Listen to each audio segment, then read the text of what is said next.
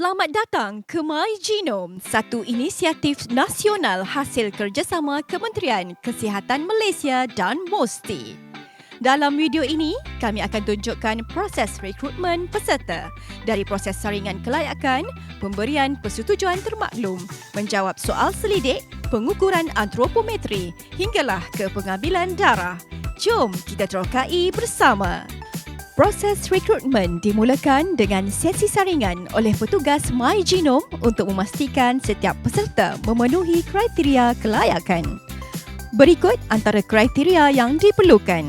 Setelah peserta disahkan layak, kami akan teruskan ke langkah berikutnya.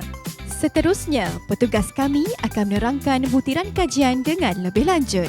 Terdapat dua jenis borang persetujuan yang akan diberikan kepada anda, iaitu untuk kajian semasa dan kajian masa hadapan.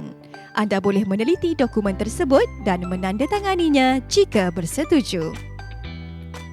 Langkah ketiga melibatkan ujian MMSE, satu ujian ringkas seperti ujian memori, mengenal pasti objek dan menjawab soalan ringkas. Langkah keempat adalah soal selidik yang merangkumi status kesihatan diri, sejarah kesihatan keluarga, gaya hidup, pemakanan dan sebagainya. Soal selidik ini boleh dijawab menerusi 3 cara, sama ada impasan kod QR, versi borang bercetak ataupun menggunakan tablet yang disediakan. Kemudian, petugas My Genome akan mengambil ukuran asas badan anda seperti lilitan pinggang, punggung dan ketinggian. Komposisi badan juga akan diukur termasuklah BMI, peratusan lemak badan, kandungan air dalam badan, jisim otot, status fizikal, jisim tulang, kadar metabolik asas, umur metabolik dan lemak visceral. Seterusnya, kami akan memeriksa ritma jantung anda menggunakan peranti ECG mudah alih. ECG ini merekodkan impuls elektrik dari jantung dan memberikan gambaran penting tentang tahap kesihatan jantung anda.